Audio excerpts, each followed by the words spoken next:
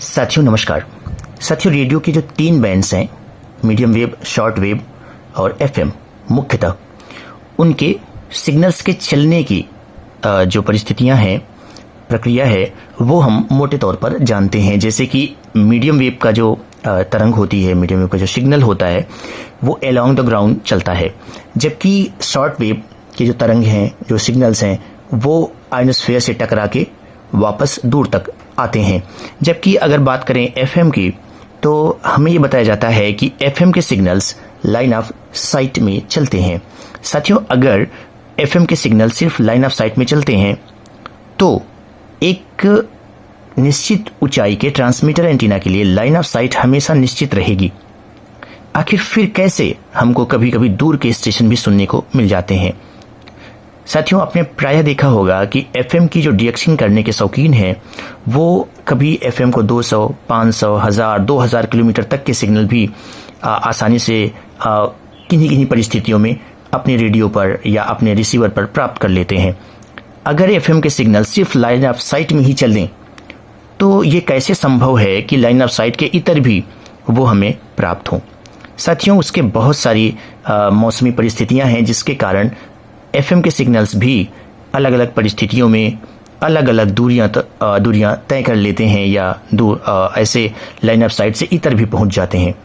लेकिन वो परिस्थितियां स्थायी नहीं रहती हैं और जैसे ही वो परिस्थितियां ख़त्म होती हैं हमें सिग्नल मिलने बंद हो जाते हैं।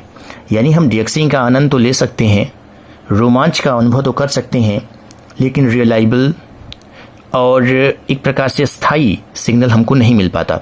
स्थायी सिग्नल हमको सिर्फ लाइन ऑफ साइट में ही मिल पाता है और इस पर मौसम की परिस्थितियों का भी बहुत ज़्यादा प्रभाव नहीं पड़ता है। साथियों आज की वीडियो में हम ये जानेंगे कि अगर एफएम के सिग्नल्स लाइन ऑफ साइट में ही चलें तो हम कितनी ऊंचाई का एंटीना लगा के कितनी ऊंचाई तक, कितनी दूरी तक लाइन ऑफ साइट में तरंगे भेज सकते हैं या प्राप्त कर सकते हैं।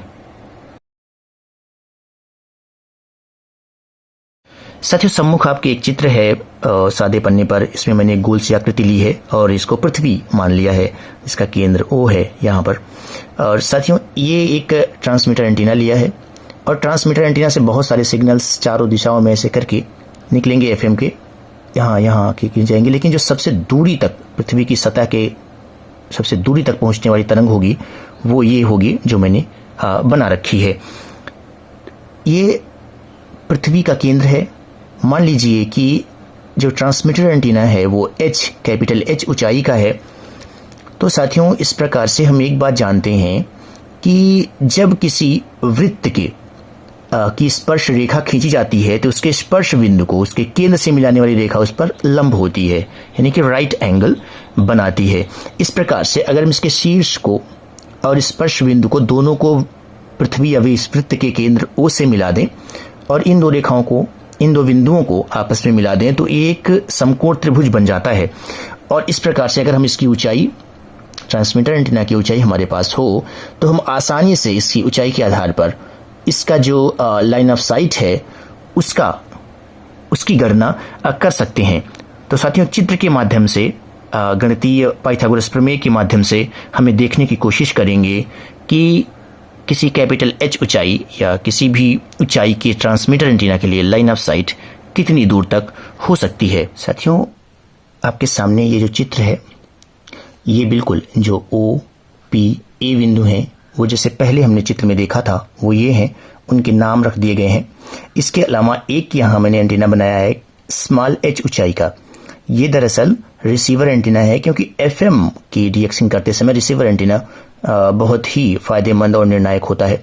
और ये भी देखेंगे इसको जब गणना करेंगे तो रिसीवर एंटीना की ऊंचाई बढ़ाकर हम किसी लाइन ऑफ साइट को कितना इंक्रीज कर सकते हैं। साथियों आते हैं यहाँ पर, ये देखें आपका ट्रांसमीटर एंटीना, इसकी ऊंचाई कैपिटल H, शीर्ष बिंदु जो है वो A है, O को A से मिला देते हैं, जो स्पर्श बिंदु है वो P है, A से P की दूरी D1 ले लिया, O को P से मिलाया। आप देखेंगे कि P से जो O की दूरी हो पृथ्वी की त्रिज्या के बराबर होगी, यानी कि A से O की जो दूरी है पृथ्वी की त्रिज्या और कैपिटल H यानी कि ट्रांसमीटर एंटीना की ऊंचाई के बराबर होगी। अब right angle triangle APO APO, इसमें लेंगे पाइथागोरस प्रमेय के अनुसार। तो OA यानी कि OA ये जो ऊंचाई है, ये जो भुजा है, इसका square is equal to AP square, AP square plus OP square, OP square.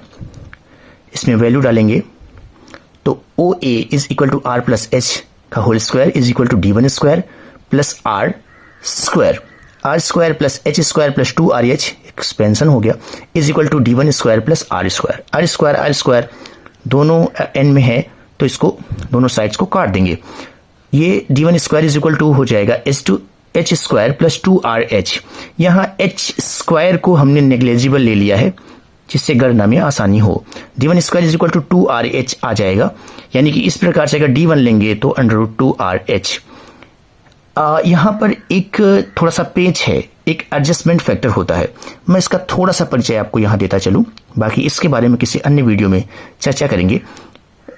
हम ये जानते हैं कि पृथ्वी से जैसे जैसे हम दूर चले जाएंगे वैसे वातावरण सघन से विरल होता जाएगा, यानी कि पृथ्वी के पास वातावरण अपेक्षाकृत सघन है, इसलिए जो तरंगे हैं उनका हल्का सा पृथ्वी की त्रिज्या की तरफ मुड़ान हो जाता है, और इसके लिए हम एक एडजस्टमेंट फैक्टर लेते हैं। इसको आपने देखा आगे 4/3 लिखा है, यानी 4/3 और 3/2 लिखा है। धरातल पर सामान्यतः ये 4/3 होता है, और कई बड़ी जलराशि जैसे सागर, महासागर, झीलों के आसपास ये 3/2 हम ले लेंगे। तो D1 square is equal to, अब इसमें वैल्यू रखेंगे 2 4/3 एडजस्टमेंट फैक्टर, ये पृथ्वी की त्रिज्या है 6371 किलोमीटर, इंटू H यानी ये एंटीना की ऊंचाई, और 10⁻³ ये मीटर में चेंज करने के लिए। D1 स्क्वायर इसको कैलकुलेट करेंगे पूरा, तो D1 is equal to 4124.39 upon 1000 into √H, यानी D1 is equal to 4.12 into √H। यहाँ H आपको पहले से पता है, ये हमारे ट्रांसमीटर एंटीना की ऊंचाई है, यानी कि कैपिटल H ऊंचाई के ट्रांसमीटर एंटीना के लिए लाइन ऑफ साइट जो होगा वो 4.12 इज इंटू √ ट्रांसमीटर एंटीना की ऊंचाई के बराबर होगा। इसी प्रकार से अगर हम इस त्रिभुज में लें बिना गणना किए तो सामान्यतः हमें ये पता चल जाएगा कि D2 जो होगा, यानी कि ये जो दूरी होगी, ये is equal to 4.12 into √h जो हमारे रिसीवर एंटीना की ऊंचाई है।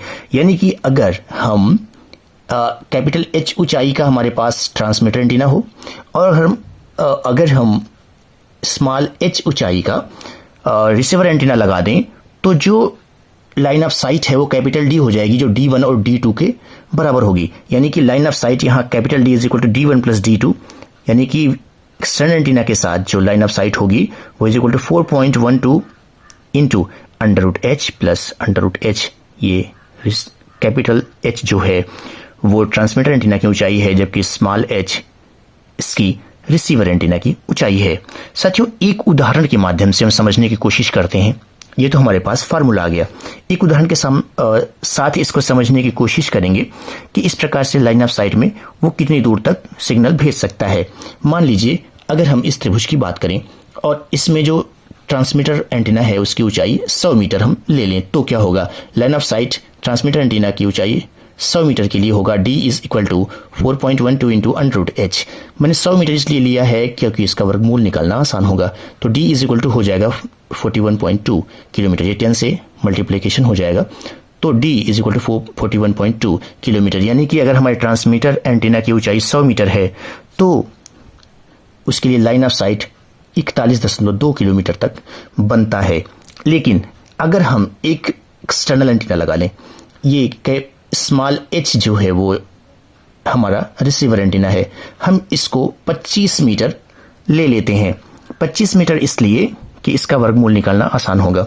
तो क्या हो जाएगा, तो इसके लिए लाइन ऑफ साइट जो एक्सटर्नल एंटीना बनाएंगे हम रेडियो के लिए, उसके लिए क्या हो जाएगा, D is equal to 4.12 into √ capital H plus √ small h। अगर वैल्यू इसमें दोनों की रख दें तो 4.12 इंटू √100 प्लस √25, ये 10 और ये 5, 15 मिलके हो जाएगा 4.12 इंटू 15 यानी कि 15। D is equal to 61.80 kilometre.